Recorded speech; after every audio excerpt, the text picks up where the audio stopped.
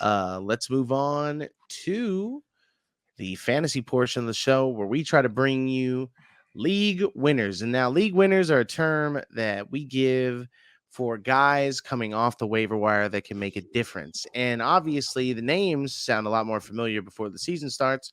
We talk about guys you can get for good value in the draft. And we've brought in you some guys like David Montgomery this year is a good example. We said a lot of people are drafting Jahmyr Gibbs very early. I'd rather have David Montgomery later. And so far it's worked out, even though he's looked a little banged up, but it's getting thinner and thinner as the season goes on. And now we're just swinging for the fences on guys. Basically, you're looking for touches to emerge.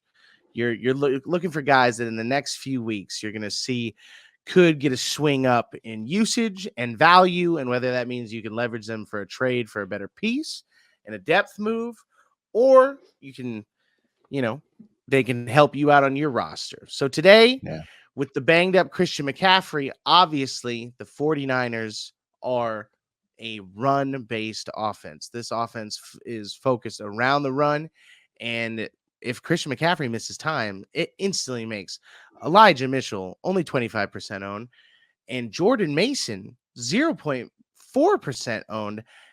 Your boy actually owned him for 2 weeks in a 14-man league because he looked good running the ball. And then I dropped him before the game to pick up someone that I thought I'd use on bye. And when Christian McCaffrey went down, my head almost exploded.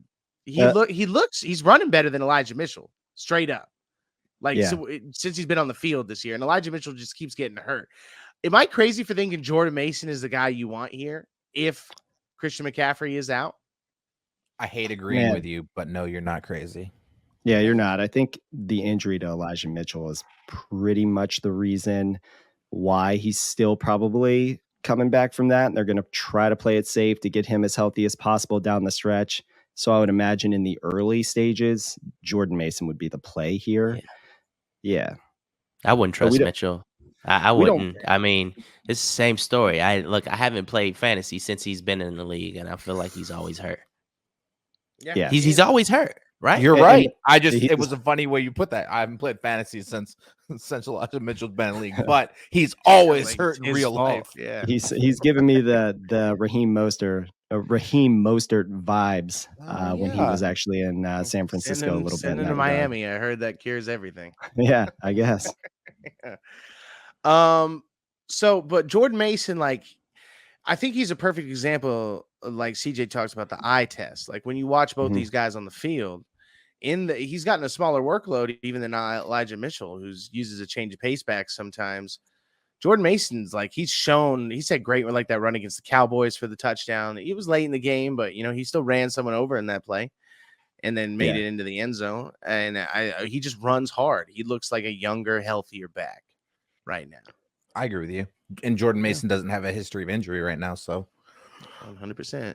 As you said earlier, Nate, and as CJ said all the time, the best ability. It's too early. Sorry. The best ability is availability.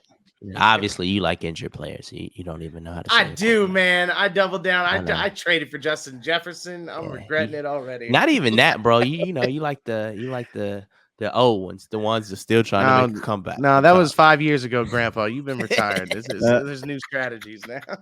My man. Hey, the other aspect to think about with Jordan Mason real quick, he is a bigger physical runner as well. So if they are looking to have somebody banging between the tackles, I highly expect him to be the guy in that regard, as well as near the goal line if McCaffrey's out. So if it's a 50-50 split, regardless, between the 20s, you could see more Mitchell. In the red zone, you could see more Jordan Mason, especially inside the 10 or the 5. For sure. So keep that in mind. And that's why the 49ers backup running backs is this week's league fantasy winner.